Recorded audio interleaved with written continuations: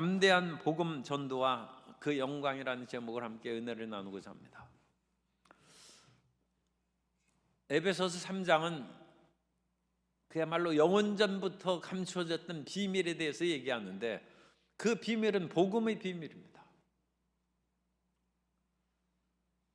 이스라엘 백성들이 하나님의 은혜를 받고, 하나님께서는 상천하지 하나님, 모든 만민의 하나님이라고 생각하고 수천 년을 믿어왔음에도 불구하고 서기관과 바리새인들이 아니라 베드로와 예수님의 제자들이 고넬료 집안에 가서 그리스도 예수의 복음을 증거하고, 고넬료 집안의 사람들이 성령을 받는 것을 보았습니다. 그들이 성령 받는 것이 어찌 눈으로 보이겠습니까?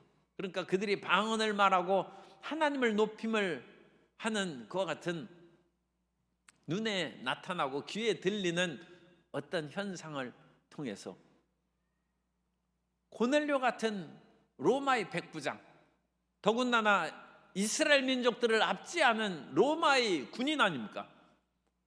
그런 사람에게 성령을 부어주심을 인하여 베드로와 함께 갔던 사람들이 놀랐다고 성경은 기록하고 있습니다. 복음의 비밀이라는 것이 이와 같은 고넬료 집안의 사건을 통해서도 우리가 선명하게 알 수 있어요. 이스라엘 민족들은 생각으로, 말로는 하나님이 온 우주의 하나님, 모든 사람들을 다 하나님께서 지으셨다 하면서도 그들을 구원하시고 그들도 어떤 면으로는 참 받아들이기가 어렵죠. 유대인과 이방인을 똑같이 사랑하신 하나님에 대해서는 놀랐다는 거예요. 아니, 어찌 이럴 수가 있나? 우리에게만 성령을 부어주신 줄 알았는데 우리와 같은 성령을 로마의, 좀 심한 말로 앞잡이 백부장에게, 이방 사람에게 우리가 똑같이 성령을 부어주시다니, 이것이 복음의 비밀입니다. 하나님께서는 영원전부터 모든 인류를 구원하시기로 이미 마음 가운데 작정하시고, 그 작정 가운데 창조하신 후에 타락한 것에 대해도 놀라지 아니하고 그 가운데 아브라함을 부르시고 이스라엘을 세워주셔서 이스라엘을 통하여 온 만민이, 결국은 그리스도 예수의 오심을 통하여 만민이 구원을 받고 하나님의 품으로 다시 돌아오는 놀라운 비밀을 마음에 간직하고 있었다는 거죠. 그 간직한 하나님의 비밀이 예수 그리스도로 말미암아 나타났다는 것입니다. 그래서 11절에 보면 곧 영원부터 우리 주 그리스도 예수 안에서 예정하신 뜻대로 하신 것이다.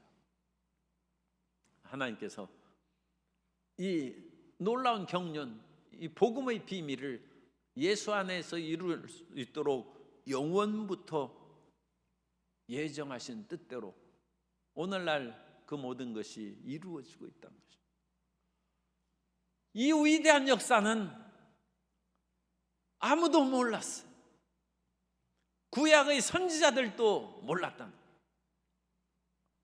물론 메시아가 와서 이방인이나 유다인에게 다 복음을 증거할 것은 알았지만 구약의 선지자들도 이방인도 똑같이 유대인과 같아질 것까지는 몰랐다. 그런데 사도 바울은 유대인이나 이방인이나 차별 없이 유대인의 성전에 이방인들이 들어와서 거기에서 참여하는 그런 정도의 구원이 아니라 유대인도 나오고 이방인도 나와서 새로운 성전에서 새로운 한 사람이 되어서 하나님을 섬기는 교회의 일원이 된다. 이것이 복음의 비밀입니다. 하나님은 교회를 만드셨다. 우리가 생각해도 그건 참 놀라운 것입니다. 하나님께서는 수천 년 동안, 천 몇백 년 동안 유대인의 성전을 통하여 역사하셨고 그 성전에 하나님의 영광이 임하셨고, 그 성전 안에 복음서에서도 당연히 그 침례 요한의 아버지 사가랴가 성전에서 기도하다가 가브리엘 천사의 그런 말을 듣고 침례 요한을 낳지 않습니까? 성전에서 역사하시는 것이 분명한 것입니다. 그 분명한 유대인의 성전을 하나님께서 놔두시고 이제 유대인도 성전에서 나오고, 이방인들은 아무것도 없어요. 이방인들은 있었다면 우상을 섬기는 우상의 신전에서 나와서 교회 안에서 하나가 되죠. 교회 안에. 그래서 교회는 새 성전이고, 교회는 새로운 사람이 모입니다. 이 위대한 경륜을 사도 바울이 3절에 보면 사도 바울이 먼저 알았어요. 3절에 곧 계시로 내게 비밀을 알게 하셨고, 그 다음에 사도 바울도 전했고, 또 그러한 비밀의 경륜을 다른 사도들도 깨달았어요. 그래서 5절에 이제 그의 거룩한 사도들과 선지자들에게, 이 선지자는 신약의 선지자예요. 그래서 이 신약의 선지자는 성령 충만한 그런 사람들을 선지자라고 했죠. 성령의 은사가 나타난 사람들입니다. 그래서 거룩한 사도들과 선지자들에게 나타내셨고, 그 다음에 이제는 모든 8절 9절에 보면 모든 성도들에게 알려지기 시작한다. 그래서 이 비밀의 경륜을 사도 바울이 어떤 면으로는 자기가 제일 먼저 알았다는, 그런데 그것으로 인하여 사도 바울이 교만하고 자랑하지 않아요. 사도 바울이 8절에 보면 이제 시작입니다. 모든 성도 중에서 지극히 작은 자보다 더 작은 나에게. 그런데 사도 바울이 이 말을 하는 것에 대해서 이제 주석가들이 얘기하는 거예요. 이것은 과장이 아니냐. 아니, 사도 바울처럼 그건 자타가 인정하는 어느 정도 참 훌륭한 크리스찬이고 훌륭한 사도인데, 모든 성도 중에 지극히 작은 자보다 더 작은, 이런 것은 너무 심한 과장이 아닌가, 그렇게 어떤 사람이 솔직하게 썼습니다. 그런데 이것은 사도 바울이 자기 자신을 그렇게 낮추는 단순한 겸양이 아니라 뒤에 나오는 어마어마한 표현을 드러내기 위한 그런 수사학적인 표현입니다. 왜냐하면 뒤에 나타난 이 모든 것이 너무 엄청나기 때문에 사도 바울은 이 큰 비밀의 계시를 자기가 안 것을 조금도 자랑하거나 드러낼 수 없어요. 사도 바울이 다른 데서는 어떤 유명히 여기는 사도들보다 내가 조금도 부족하지 않다고 그렇게 얘기한 사람입니다. 그러면서 사도 바울이 한없이 자기를 겸양하는 척해서 그것으로 인하여 다른 사람이 참 저렇게 훌륭한데도 겸손하다니 대단하다, 그런 칭찬을 받으려고 표현한 것이 아니라 뒤에 있는 그 구절하고 연결시켜야 돼요. 측량할 수 없는 그리스도의 풍성함, 이것이 사도 바울이 자신을 한없이 낮춘 이유입니다. 그리스도의 한없이 풍성한 그 은혜에 비하면 내가 이 비밀의 계시를 알았다는 것을 다른 데서는 조금 내세울 수 있을지라도 이 뒤에 나오는 그리스도의 풍성함, 그 앞에서 전혀 내세울 수 없는 지극히 초라하고 부족한 우리라는 것입니다. 우리 예수님 믿는 사람들이 사실 항상 우리가 기도할 때 회개하고 우리 죄를 자백합니다만, 그래도 세상 사람들보다는 그래도 우리가 훨씬은 몰라도 어쨌든 낫고 좀 깨끗하죠. 우리가 다른 사람처럼 돈 떼먹어도, 딴 사람은 1억 떼먹어도 우리는 그냥 100만 원이나 떼먹을까 어쨌든 그래가지고 죄를 크게 못 져요. 이러다가는 벼락만 하나님 나를 그냥 놔주시지 않을 것이다 해가지고, 우리 예수님 믿는 사람이 세상의 악한 사람들보다는 당연히 나아야 되고 그거에 대한 자부심이 있어야 됩니다. 그러나 우리가 세상 사람들보다 조금 낫다고 할지라도 그리스도의 거룩함 앞에서 우리가 내세울 건 없죠. 그 앞에서는 사도 바울이 얘기합니다. 내가 죄인 중에 괴수다. 그건 그리스도 앞에서 우리 자신, 하나님의 광명한 그 빛 앞에서 우리는 촛불도 뭐 감당하기 어렵습니다. 우리는 반딧불과 같다.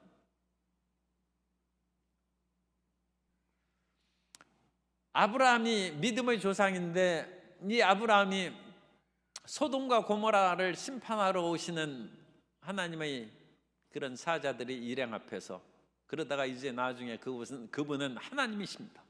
성육신하기 전에 오신 예수님으로 그와 같이 보다 구체적으로는 얘기할 수 있습니다. 그 하나님 앞에서 아브라함이 얘기합니다.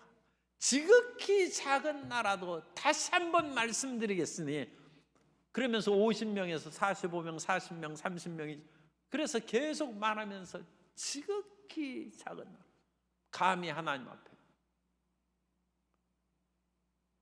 그 말씀을 우리가 이제 생각하면 이 8절의 말씀이 단순한 겸양이 아니라 사실이죠. 지극히 작은 자고, 그것은 그리스도의 영광 앞에, 그리스도의 풍성함 앞에서 내가 아무리 지혜가 있다 한들 하나님 앞에 내 지혜를 어찌 자랑하겠습니까? 뉴턴이 얘기했습니까? 자기가 발견한 마뉴일리의 법칙은 바닷가에서 작은 조개 껍데기 하나 발견한 거에 불과하다. 그 안에 바다의 모래가에, 해변가에 얼마나 무수한 조개 껍데기와 그런 것들이 가득합니까? 그 중에서 하나를 발견한 거에 불과한 것이다. 우주의 그런 큰 거에 비하면 자기가 발견한 과학적 지식은 작은 조개 껍데기 하나에 불과해요. 수천, 수억, 수조 개의 조개 껍데기 가운데 얼마나 보잘것없는 것입니까? 우리가 하나님을 부딪히면 누가 시키지 않아도 겸손한 것입니다. 겸손한 것이고 우리 자신을 드러낼 수 없습니다. 이 사도 바울처럼 이 비밀의 계시, 복음의 비밀을 한 위대한 그와 같은 사역을 체험하고 말했음에도 불구하고 이제는 그리스도의 풍성함을 앞에서는 지극히 작은 내가 이방인에게 전하게 하시려고 복음을 전하는 것이죠. 이방인에게 이 복음의 비밀. 이제 이방인이 차별 대우해서 편입시키는 것이 아니라 딴 새로 유대인과 이방인 한 세 사람을 만든다는 비밀의 계시를 전하게 하시려고.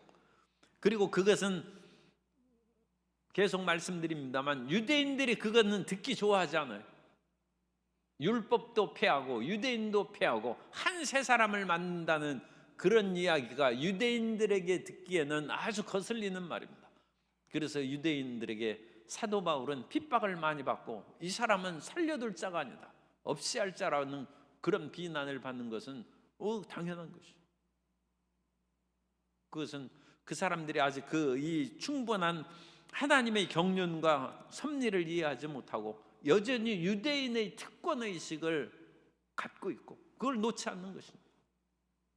사도 바울이 그것을 버렸어요. 그래서 할례도 필요 없다는 것이죠. 그런 얘기하기가 2000년 전에 굉장히 그건 쉬운 얘기가 아닙니다. 그건 죽음을 각오한 얘기라는 것을 우리가 생각해야 됩니다. 9절에 영원부터 만물을 창조하신 하나님 속에 감추어졌던, 그래서 이 하나님께서 영원전부터 구약시대까지 감추었던 비밀의 경륜이 어떠한 것을 드러내게 하려 하십니다. 여기서 드러낸다는 말은 그것을 비춘다는 뜻입니다. 비밀을 드러낸다는 말은 포티조라는 그런 헬라어를 쓰는데 비춘다는 뜻입니다. 그러므로 이 하나님의 비밀의 경륜이 없는 사람은 어두운 가운데, 이 계몽주의라는 것은 불을 켜다는 인라이트먼트라고 그래요. 이 계몽이라는 것은 무지몽매하고 어둡다는 거예요. 거기에서 지혜의 지식의 불을 켜주는 거예요. 그것이 계몽주의. 그런데 이 복음도 그렇습니다. 하나님의 경륜을, 복음을 알지 못하는 어두움 가운데 사는 사람들에게 빛을 비추는 거예요. 그것이 어떠한 것을 드러내게 포티죠. 어떠한 것인지 이제 빛이 환하게 드러난다는 것입니다. 이사야 59장 9절에 보면, 이사야 59장 9절에 그러므로 정의가 우리에게서 멀고 공의가 우리에게 미치지 못한즉 우리가 빛을 바라나 이 어둠뿐이요 밝은 것을 바라나 캄캄한 가운데 행함으로. 그래서 참다운 빛이 없는 그와 같은 상황에서 어둠 속에서 행하니까 그들이 아무리 공의를 바라고 선한 일을 행한다 할지라도 맹인이 맹인을 인도하는 것이고 맹인끼리 부딪혀 싸우는 것이고, 빛의 지도자가 있기를 우리가 기도해야 됩니다. 우리나라의 그런 지도자들은 정말로 깬 사람이 지도자가 되고 서로 간에 그런 투쟁하고 뭐하고, 대표가 뭔가 권력이 상당히 있는가 봐요. 돈도 많이 버는지 모르겠어요. 그 대표하려고 서로 물고 찢고 싸우고 뭐 여야를 막론하고 그런 거 보니까 우리도 대표 하나를 우리 교회에서 그 한번 나오도록 우리가 해야 되나. 그러면 대표 하나만 나오면 확 변할 거 아니에요. 그죠? 대표 하나만 나오면 광주시가 확 변할 수도 있어요. 그런데 어둠 속에서 이와 같이 서로 싸우면 정의가 우리에게서 멀고 공의가 우리에게 미치지 못한다고 얘기했습니다. 그리고 바리새인들은 자기가 잘났다고 그와 같이 굉장히 유식한 얘기를 많이 하는데 예수님이 보기에는 여전히 어둠 가운데 있다는 것입니다. 요한복음 9장 39절 이하에 보면, 요한복음 9장 39절 이하에 예수께서 이르시되 내가 심판하러 이 세상에 왔으니 보지 못하는 자들은 보게 하고 보는 자들은 맹인이 되게 하려 함이라 하시니, 바리새인 중에 예수와 함께 있던 자들이 이 말씀을 듣고 이르되 우리도 맹인인가? 예수께서 이르시되 너희가 맹인이 되었더라면 죄가 없으려니와 본다고 하니 너희 죄가 그대로 있느니라. 너희가 본다고 하면서도 예수님을 바르게 보지 못하니 너희가 맹인이지 뭐 무슨 차이가 있겠느냐. 바리새인들은 자기들이 성경도 잘 알고 유식하다고 하는데 어둠이 가득하여 알지 못하고 깨닫지 못한다는 것입니다.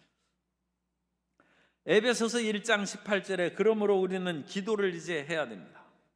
너희 마음 눈을 밝히사, 마음에 빛을 주라는 거예요. 그래서 빛으로 드러내게, 이 포티조라는 단어를 같이 쓰고 있어요. 너희 마음의 눈에 빛을 비춰, 눈이 어둡지 않도록 눈을 밝히사, 그의 부르심의 소망이 무엇이며 성도 안에서 그 기업의 영광의 풍성함이 무엇이며 그것을 알게 하기를 원한다고 말씀했습니다. 예수님께서 이 땅에서 사역하실 때 상당히 답답하셨던 것을 성경에는 여러 군데 나오는데, 예수님께서 제자들에게는 좀 책망도 하고 탄식도 하셨어요.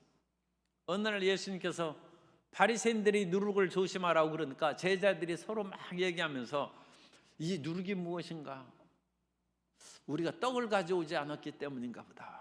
그렇게 이제 결론을 내렸어요. 예수님께서 그 서로 대화하는 것을 들으시고 기가 막혀가지고 마가복음 8장 15절 이하에 예수께서 경고하여 이르시되 삼가 바리새인들의 누룩과 헤롯의 누룩을 주의하라 하시니, 제자들이 서로 수군거리기를 이는 우리에게 떡이 없음이로다 하거늘 예수께서 아시고 이르시되 너희가 어찌 떡이 없음으로 수군거리느냐? 아직도 알지 못하며 깨닫지 못하느냐?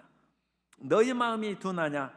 너희가 눈이 있어도 보지 못하며 귀가 있어도 듣지 못하느냐? 또 기억하지 못하느냐? 내가 떡 5개를 5,000명에게 떼어줄 때 조각 몇 바구니를 거두었더냐? 이르되 12이니이다. 그러자 아직도 깨닫지 못하느냐? 옛날에 백야절연이라는 그런 고사가 있어요. 백야가 금을 잘 탔는데, 그래서 그 금은 이제 가야금이라고 그렇게 뭐 7연금인데, 검은고와 가야금의 차이가, 검은고는 우리나라 고구려에서 만든 것이 검은고예요. 그러니까 중국에 있는 것은 7연금이나 그냥 금이라고 이제 얘기합니다.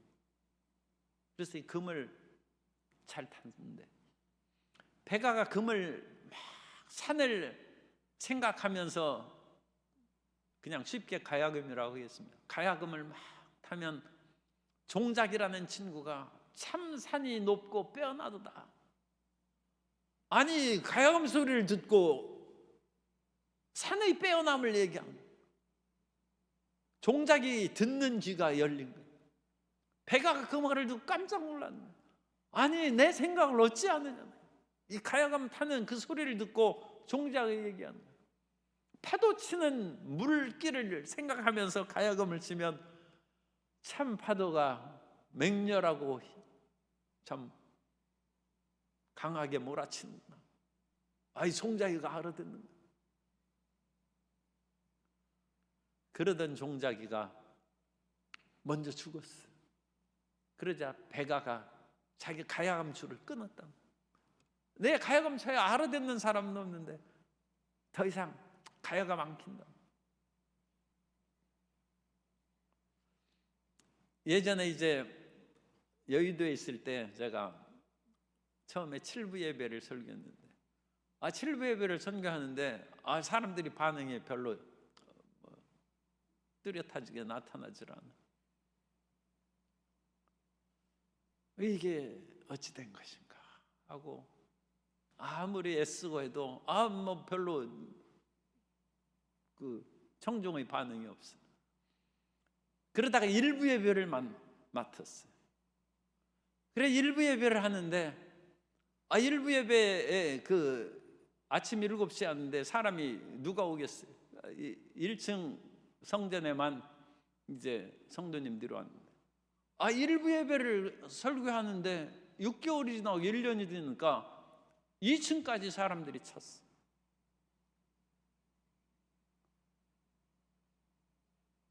사람들이 듣는 것이 청중에 따라서 그게 달라져. 그런데 이제 이건 우리끼리 하는 얘기예요. 이 방송으로 나가는 것은 일부 예배를 하고 딱 주일날 나오면 조영기 목사님이 이제 거기 계신데, 조영기 목사님이 설교는 내 제자들 중에 네가 최고다. 조 목사님은 그렇게 말씀합니다. 할렐루야. 그래가지고 조 목사님이 나를 이제 격려하려고 하시는 말씀이겠거니 그렇게 처음에 들었어요. 그런데 그 말씀을 3번이나 하시더라고요. 그래가지고 그 뒤로부터는 제가 설교에 대해서 누가 무슨 말을 하더라도 별로 듣지 않습니다. 왜냐하면 나의 스승이 1번도 아니고 2번도 아니고 3번을 내 제자 중에 설교는 네가 최고다, 그 말씀을 하셔서 이것은 그거에 대해서 인정하고 그건 듣는 분이 평가하는.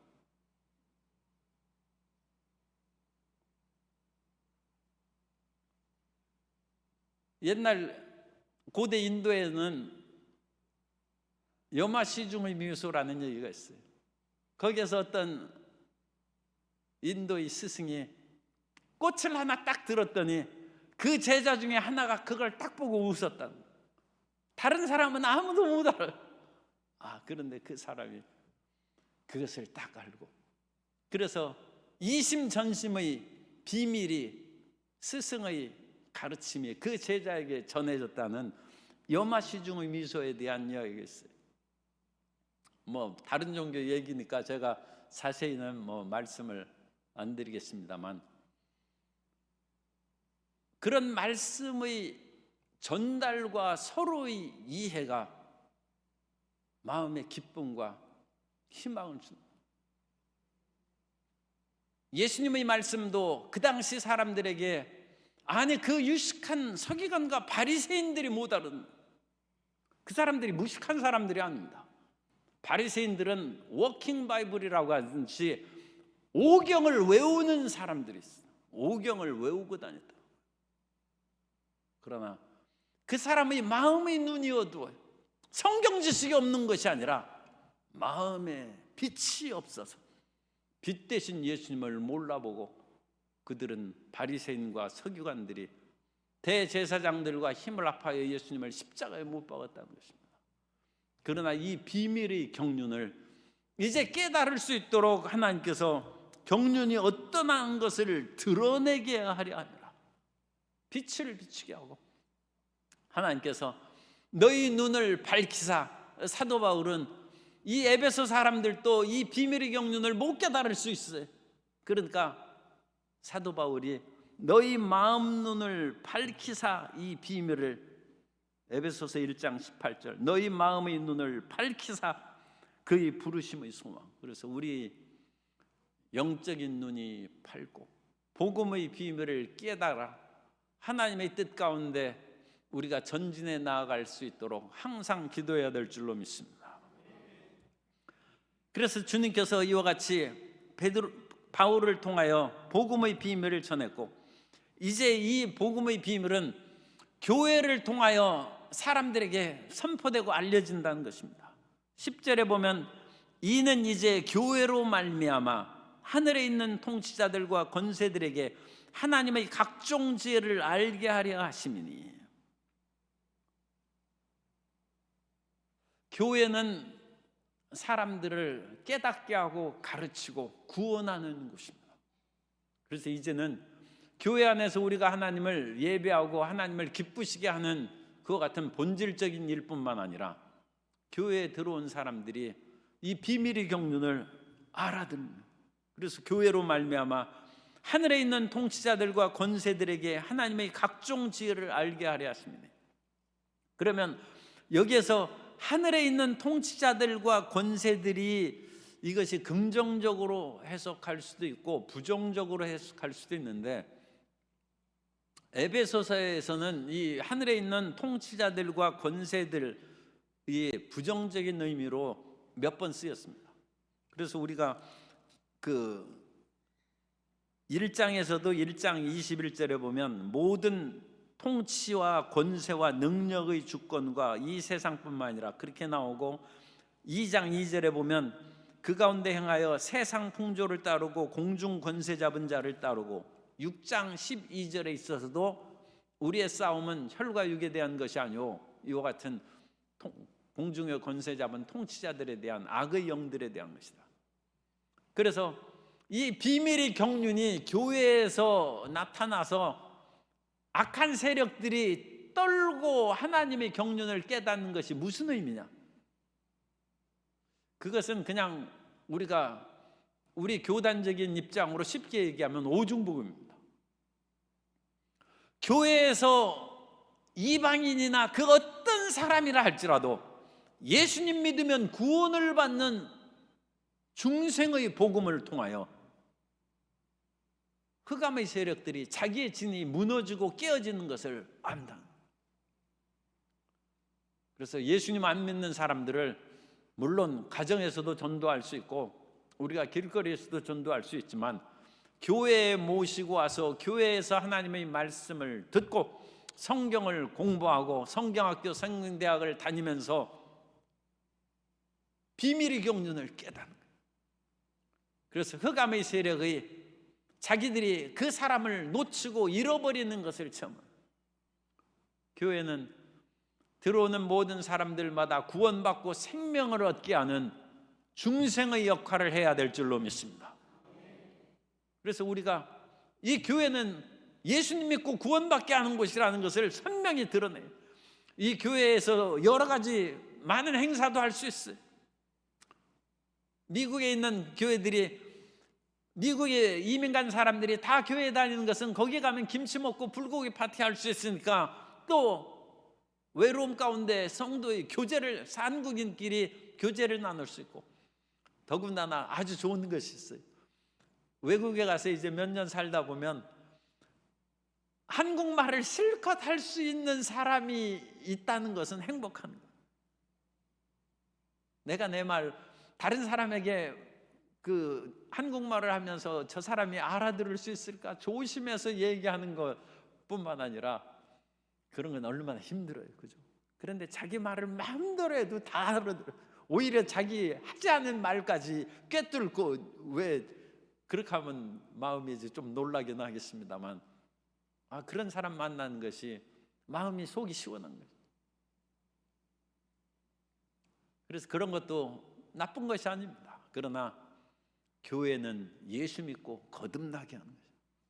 예수님 믿고 구원받고 하나님의 자녀로 만드는 것이고, 교회는 예수님을 믿고 이 세상의 능력과 권세들, 그것을 얻는 것이 아니라 성령 충만함을 받는. 그래서 가끔 많은, 적지 않은 사람들이 이것도 나쁘다고 제가 얘기하는 것은 아닙니다.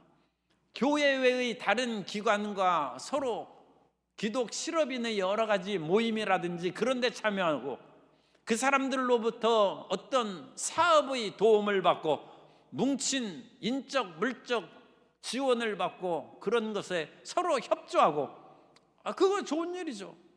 그러나 교회의 목적은 성령 충만함을 받고 하나님의 도움을 받는 것입니다. 하나님의 능력으로 무장하는 것입니다. 훌륭한 기업인의 지혜와 지식의 그런 말을 듣는 것도 중요합니다만, 더 중요한 것은 성령의 충만함을 받아서 성령의 인도함을 받아 살아가도록 하는 것이 교회의 목적이요, 우리가 교회 안에서 행하는 것입니다.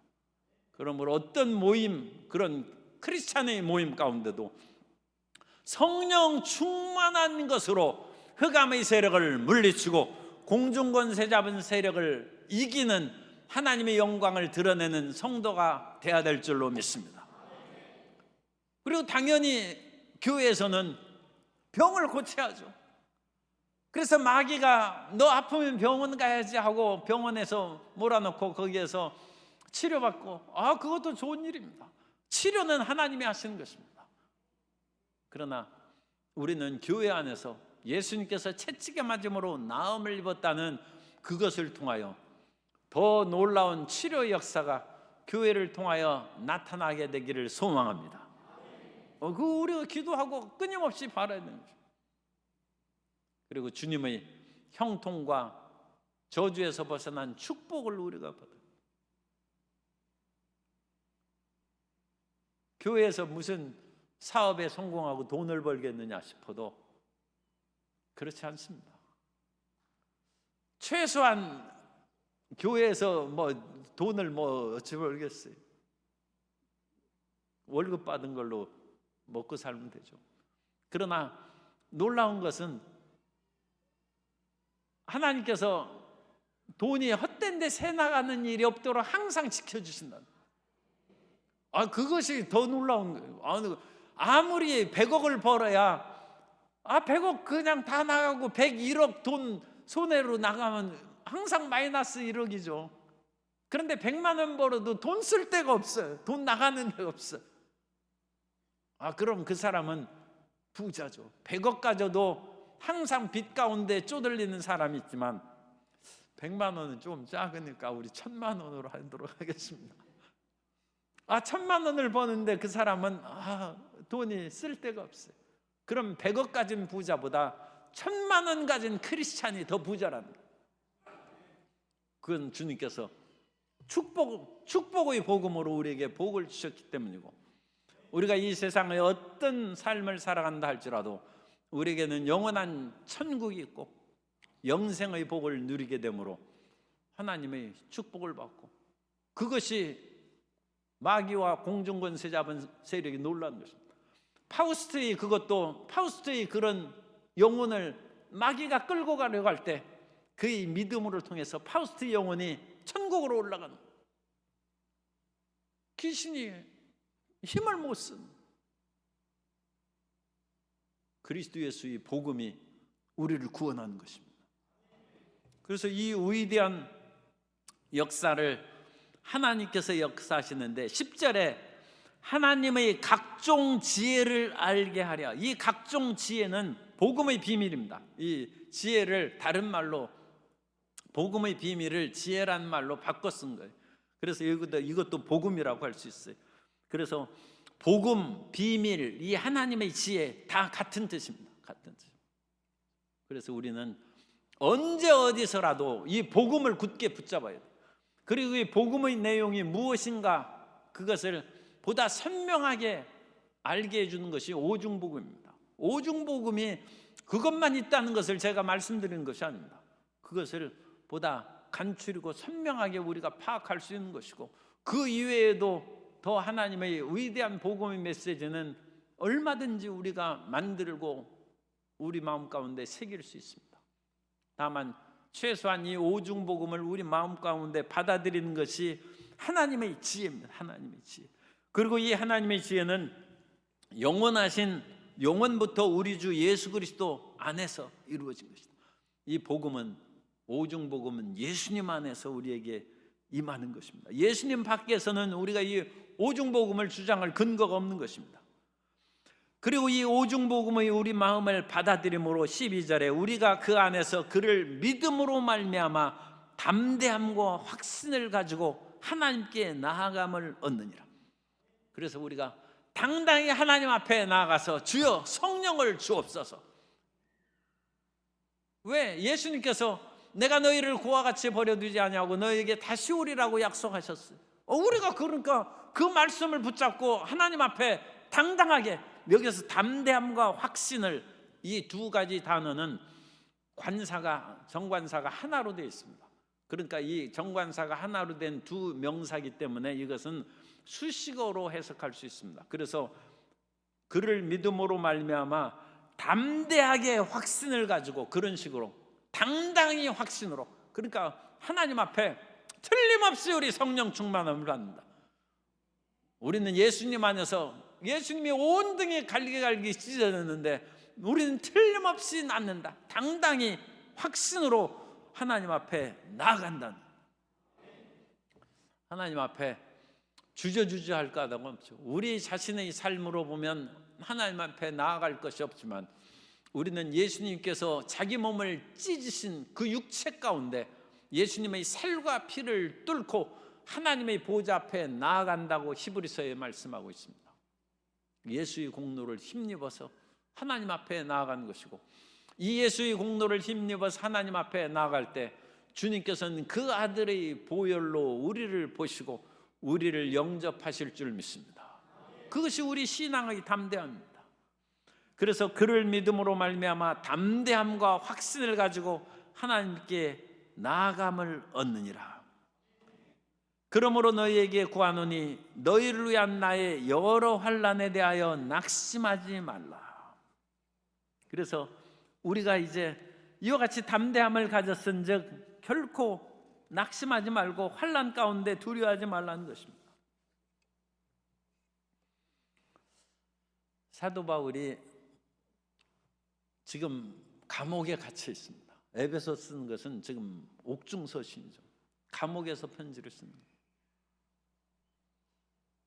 사도 바울이 감옥에 갇힌 것은 이 하나님의 지극한 비밀의 계시, 복음을 증거하기 위해서 유대인들에게 마찰을 겪고 핍박을 받아서 결국 예루살렘에서 체포되어 가이사랴로 옮겨졌다가 거기에서 로마로 압송되어서 감옥에 갇혀 있는 것입니다. 그러므로 이것은 유대인과 이방인이 한 세 사람을 이룬다는 그 복음의 비밀, 그것 때문에 자기가 환난을 당하는 것인데, 이 자기가 환난을 당하지 않기 위해서 이 복음의 비밀, 그것을 포기할 수는 없지 않습니까? 그리고 이와 같은 복음의 비밀을 당연히 이방인에게 전함으로써 이방인이 구원받는 것인데, 이 복음을 어찌 사도 바울이 포기하고 뒤로 물러가겠습니까? 그러므로 사도 바울은 이 복음을 인하여 나의 여러 환난에 대하여 낙심하지 말라. 이는 너희의 영광이니라. 이것을 통하여 너희가 예수님 믿고 구원받고 하나님의 영광의 자리에 들어가는데, 내가 환난 당하는 것은 곧 너희의 영광의 길이라는 것입니다. 오늘 우리가 그리스도의 말씀대로 살아감으로써 우리에게 혹시 환난이 다가올 수 있습니다. 제가 약하게 혹시라는 말을 붙였는데 사실은 당연히 환난이 다가옵니다. 왜냐하면 이 세상의 신이 있기 때문입니다. 이 세상을 관할하는 마귀가 그리스도의 말씀대로 살아가는 사람들을 당연히 핍박하기 때문에 우리가 말씀대로 살아가는 데에는 핍박이 따르고 환난이 따릅니다.